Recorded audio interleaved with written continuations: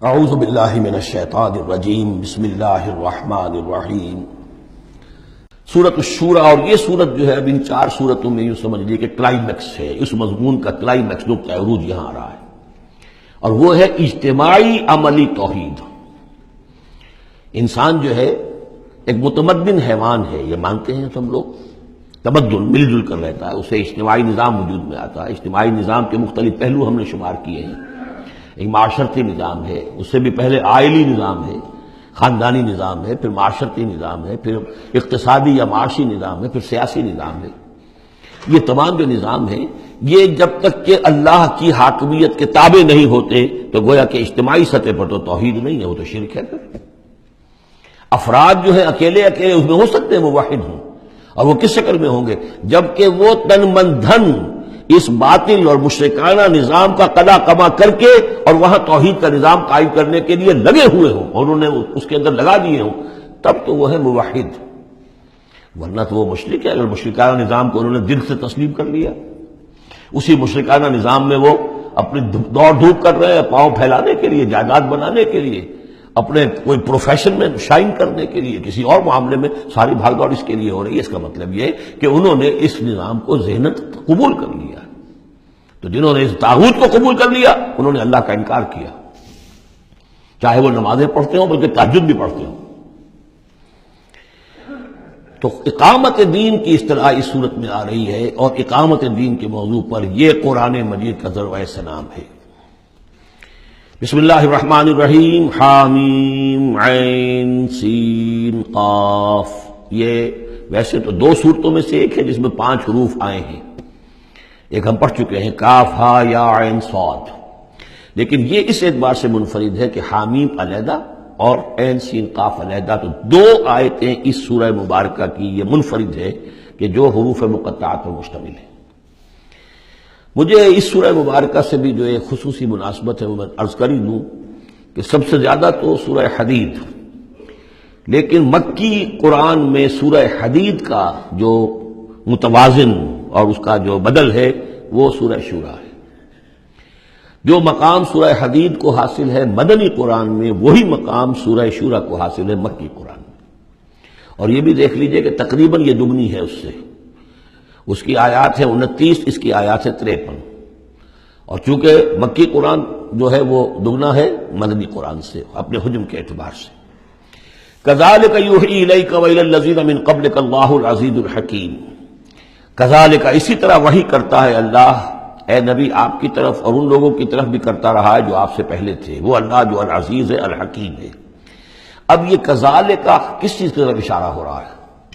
ایک تو یہ کہ جو بھی لوگ تھے اس وقت ان کے سامنے تھا کہ جس طریقے سے حضور کہتے تھے مجھ پر وحی آئی ہے، اور ایک اس سورہ مبارک کے آخر میں بھی آ جائے گا وحی کی قسمیں، جن کا کہ میں نے اس تعارف قرآن والے لیکچر میں ذکر کیا تھا، تو وہاں آگے جا کر آ جائے گا کہ وحی کس کس طور سے آتی ہے، انسانوں پر آتی رہی ہے۔ تو کذالک کی تشریح اس صورت میں وہاں ملے گی۔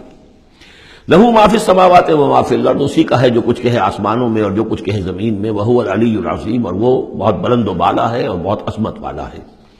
تکاد السماوات یتفطرن من فوقہن، آسمان قریب ہے کہ اوپر سے پھٹ پڑے، یعنی اوپر ان کے اتنا بوجھ ہے، اتنا وزن ہے، اتنے فرشتے ہیں۔ ایک حدیث میں آتا ہے کہ بالشت بھر جگہ بھی خالی نہیں ہے جہاں کوئی نہ کوئی فرشتہ اللہ کا یا سر بسجود نہ ہو یا کھڑا نہ ہو قیام میں اللہ تعالیٰ کے لیے۔ تو یہ کیفیت ہے وہاں پہ۔ وما یعلم جنود ربک الا ہو، تیرے رب کے جو لشکر ہیں انہیں کوئی جانتا ہی نہیں سوائے خود اس کے، تو وہ پھٹ پڑنے کے تیار ہیں۔ والملائکۃ یسبحون بحمد ربہم، یہ سورہ مومن میں یہ بات آ چکی ہے کہ فرشتے جو ہیں وہ اہل زمین میں سے جو اہل ایمان ہیں ان کے لیے استغفار کرتے رہتے ہیں۔ والملائکۃ یسبحون بحمد ربہم، وہ اپنے رب کی تسبیح کے ساتھ حمد بھی کرتے ہیں۔ ویستغفرون لمن فی الارض، اور زمین والوں کے لیے جو زمین میں ہے اہل ایمان ان کے لیے استغفار کرتے رہتے ہیں۔ الا ان اللہ هو الغفور الرحیم، آگاہ ہو جاؤ یقینا اللہ ہی غفور ہے، اللہ ہی رحیم ہے۔ والذین اتخذوا من دونہ اولیاء، اور وہ ہستیاں کہ جنہیں ان لوگوں نے سمجھ لیا اولیاء، حمایتی، مددگار، بچانے والا، شافع، اور ان کے ذریعے سے تقرب حاصل کر لیں گے۔ اللہ حفیظ علیہم، اللہ تعالیٰ خود ان کا بھی نگران اللہ ہے۔ وما انت علیہم بوکیل، اور اے نبی آپ کو ان کے ذمہ دار نہیں ہے۔ وَكَذَلِكَ أَوْحَيْنَا إِلَيْكَ، کذالک پھر آ گیا، جیسے کذالک پہلی آیت میں تھا اور یہ 7ویں آیت میں بھی ہے، اس کذالک کا مفہوم آگے جا کے واضح ہوگا۔ اسی طرح ہم نے وحی کیا ہے آپ کی طرف اے نبی قرآنا عربیا، یہ قرآن عربی، لِتُنذِرَ أُمَّ الْقُرَىٰ وَمَنْ حَوْلَهَا، تاکہ آپ خبردار کر دیں بستیوں کی ماں یا بستیوں کی جڑ، سب سے بڑی بستی، سب سے اہم بستی۔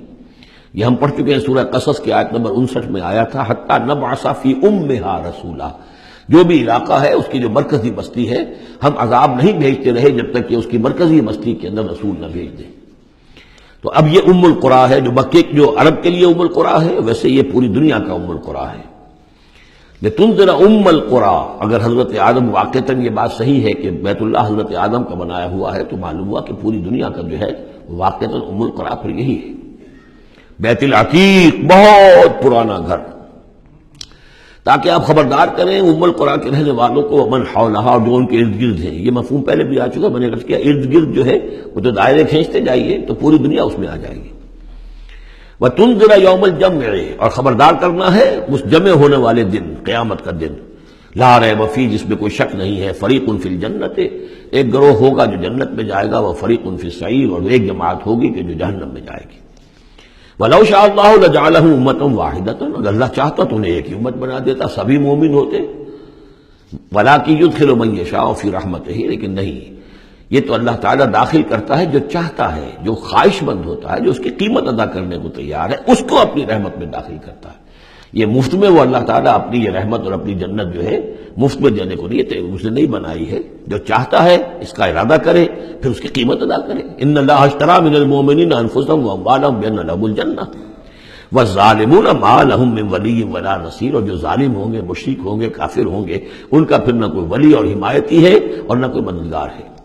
ابھی اتخذوا من دونہ اولیاء، دوبارہ وہی بات آئی کہ انہوں نے اللہ کے سوا جو ہے کہ اپنے اور حمایتی اختیار کر لیے ہیں۔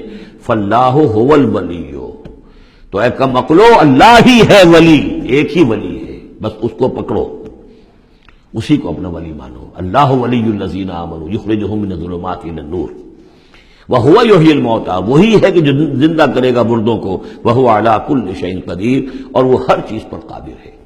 صدق اللہ العظیم۔